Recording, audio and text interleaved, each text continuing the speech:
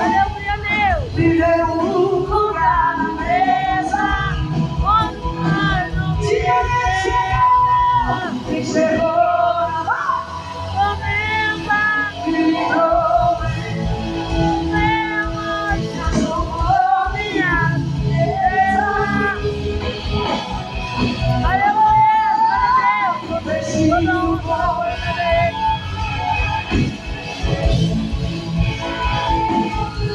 viver um lugar na mesa. O meu coração, joga a mão lá em cima, joga a mão lá em cima e cante assim, ó. Eu não te troco. Só tua presença que volta pra mim. Diga, eu não te troco. Eu não te troco. Deixa o seu like, inscreva-se no meu canal. Compartilhe nosso vídeo. Crente jovem abençoada de Jesus.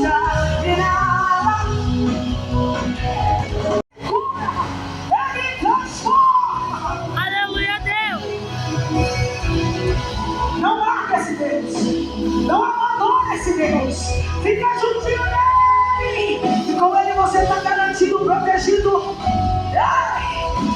Se apegue àquilo que ele liberou sobre a tua vida.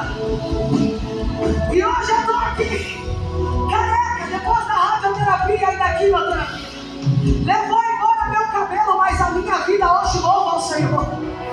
Levou embora um terço da minha saúde, mas Deus está restaurando. Ei, anima a tua fé, anima a tua esperança, reaviva. Exalte o nome do Senhor, cante, e ele virá, vai, soberano, ele virá, siga o nome,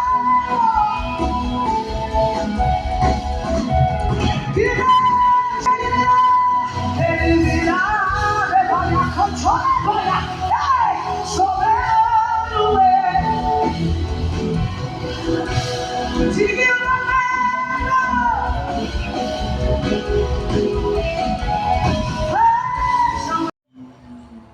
tive bastante renúncias para poder seguir o Evangelho, principalmente o meu sonho, que era ser jogador de futebol.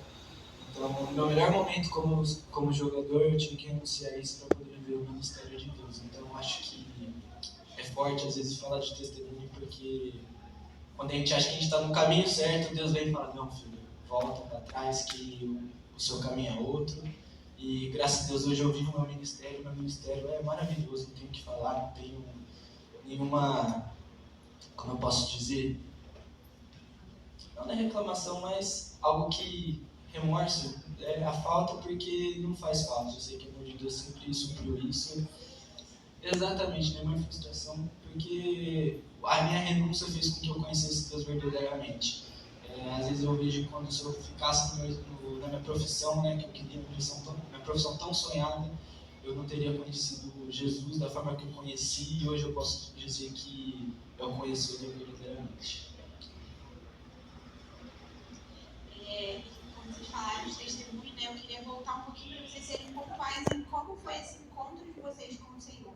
Então você falou que a sua mãe sempre orou com vocês, você falou que cresceram num lar que era apresentada à igreja, e a Jay, mesmo estando num contexto aqui na igreja, com pais muito influentes, como foi o encontro pessoal de vocês com Jesus? Aquela vez que você desceu no encontro, falou, você é meu filho, que eu tenho prazer, que a gente tem um relacionamento, como começou essa trajetória de relacionamento com Deus de vocês?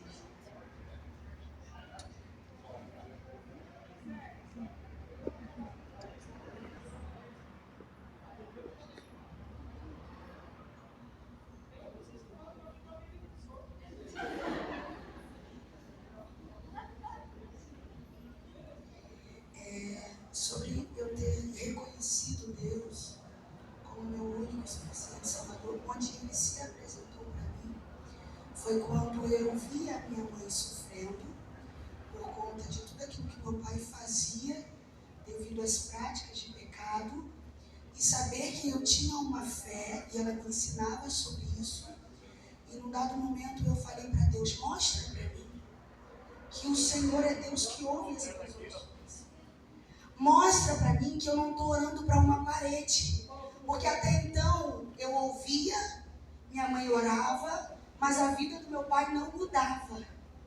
Foi quando, num momento no meu quarto, o Senhor se apresentou a mim, no meio da oração. E era como se ele me respondesse automaticamente. E ele falando: você vai crer, porque eu vou mostrar para você o Deus que eu sou em você e o que posso fazer através de você. Ou seja, eu pedi a Deus, como a Tia estava falando, ela queria um testemunho. E eu pedi a Deus uma experiência para que Ele provasse para mim que Ele não era um Deus de pau, não era um Deus de pedra, que Ele de fato ouvia as minhas orações. Então Ele se apresentou no meu quarto, respondendo a minha oração. E então eu falei, eu senti um amor tão grande me abraçando. Eu ainda não estava doente, ainda não tinha passado por nada disso. E aí eu falei para Deus, eu quero sentir esse amor todos os dias, me abraçar. Eu quero não sentir nenhuma ausência, porque quando Ele me respondeu, foi como se eu me sentisse plena e completa. E eu mal sabia o que essa palavra significava. Plenitude, eu não sabia o que essa palavra significava, até porque eu era um junior, eu tinha 12 anos de idade.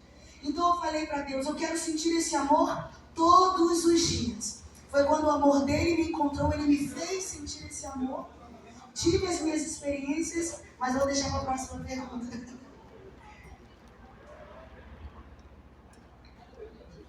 Eu acho que principalmente você que assim, crescer com aquela pressão de filha de pastor, filha da Cassiane. Mas qual foi o seu encontro de eu sou filha da Cassiane, carrego um legado, mas eu também sou a Jay, filha do Senhor, que Ele tem algo individual comigo.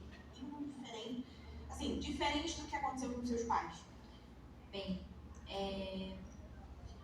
eu acho que, tipo assim, eu vivo do princípio de que eu sempre peço para Deus para ter novas experiências, né? Porque a gente não pode viver com uma só, porque senão a gente acostuma com aquela experiência e aí acaba limitando Deus de continuar trabalhando na nossa vida, melhorando. Mas eu acho que o dia que me acordou, assim, dia não, né? A época da minha vida que me acordou foi bem na pandemia. A gente estava, assim que começou a pandemia, eu estava no meu outro relacionamento. Eu estava num relacionamento que não era nada saudável para mim. E por que eu falo desse relacionamento? Porque por mais que eu tivesse uma família estruturada, tudo, né, como eu falei para vocês, todos nós temos coisas dentro de nós que nós precisamos de Cristo para salvar e para nos libertar, certo? E em mim eu tinha uma certa carência que eu queria suprir e eu buscava isso em namoro. E aí eu tive um namorado, mas os namorados que eu tive, eu me entregava de um jeito assim que a minha personalidade mudava pra ser, eu era meu namorado. Tipo assim, nossa, o cara era skatista, eu chegava cantando Charlie Brown Jr. Nossa, eu conheço todas as músicas, sei tudo, sabe? Tipo assim, aí o cara do nada era um Mauricinho e tal, eu tipo andando de salto, nem gosto muito de salto, gente. Enfim, e eu ficava tentando viver algo, e eu sempre falava assim, eu percebia isso em mim, mas eu ficava também, mas por que eu tenho essa falta? Por que eu tenho um pai presente, tenho uma mãe presente e tal? E aí eu tive que passar por algo muito pesado, que foi, eu literalmente coloquei o meu namoro antes do Igor, foi assim, horrível, não namoro, mas porque eu realmente me perdi de querer viver para agradar uma outra pessoa. Nisso eu não era quem eu queria ser, quem eu sabia que eu poderia ser. Eu literalmente coloquei de lado tudo que era ministério, qualquer coisa para Deus, não só ministério de subir, pregar, cantar. Não, gente, tipo assim, de ser aquela amiga cristã que vai ajudar outra pessoa. Isso é um ministério, são ministérios. Você é aquela amiga que as pessoas te procuram para te pedir conselho? Oi, esse é seu ministério. Você está sendo querendo ou não, uma discípula de Cristo na vida de outra pessoa. ok? Você não precisava ter microfone na mão para ter um ministério. Só que tudo que envolvia isso, eu negava, porque inconscientemente eu não acreditava em mim, porque eu não me sentia completa e plena, como a Rai estava falando. E eu colocava namoro e relacionamento, o que ia me validar? Eu viver um conto de fadas e um namoro perfeito. E aí eu me anulava e anulava o que isso queria pra mim, pra me transformar numa pessoa que fosse talvez perfeita para aquela pessoa, e eu não vivia eu não era a Jay que Deus queria que eu fosse. E nisso, quando o namoro terminou, foi muito louco, porque eu fiz assim: ai, Senhor, algo começou a queimar em mim de que não era bom naquele namoro, não era. Eu falei, fiz aquela oração perigosa: Senhor, pode arrancar da minha vida, Senhor. Gente, aí a gente ora e a gente esquece que Deus é Deus, né? Que Deus faz as coisas. O cara virou do avesso, assim, e foi horrível, nossa, foi uma... Sabe aquele término, como é que é muito jovem, muito tempo falando, aquele término que termina e não termina, aí o cara termina, aí passando 3 dias te desbloqueia e fica, ai, mas eu te amo, a gente tem um propósito, e aí a burra aqui fica, ai, sim, a gente tem propósito, sim. Amiga, se você tá passando por isso, acorda. Homem nenhum, o homem quando quer, esse aqui me pediu um casamento em 6 meses. Homem, quando é homem quer, ele vai e faz. Então, assim. E uma coisa que eu fazia muito, tá? Eu era daquelas que falava assim, amém, Senhor, eu vou orar então pra Deus preparar um cara pra mim. E aí eu escrevia cartas e cartas pro Senhor, de como era o cara. Senhor, eu quero que ele seja família. Aí chegava um tranqueira, tinha uma coisa que eu tinha botado na lista, aí eu, tudo bem, né? Até que parece que eu pedi, né? Anulava todo o resto, cega. Eu acho que Deus olhava e falava assim, gente, essa garota tem algum probleminha, porque não pode ser normal isso.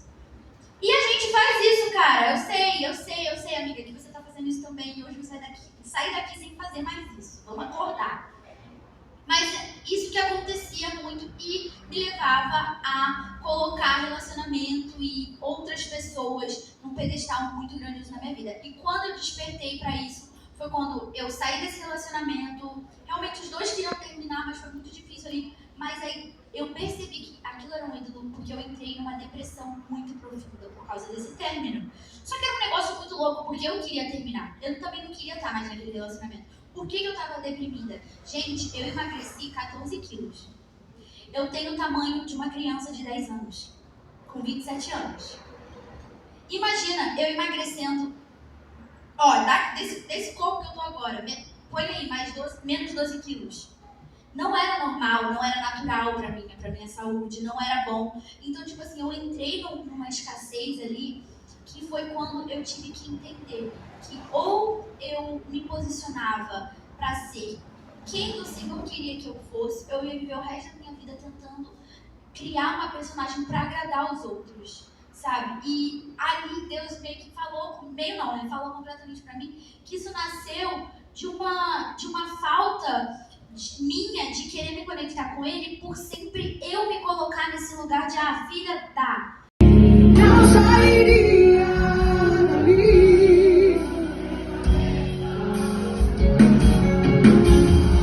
Que canto ele viver, o anjo liga agora, que abençoado estou.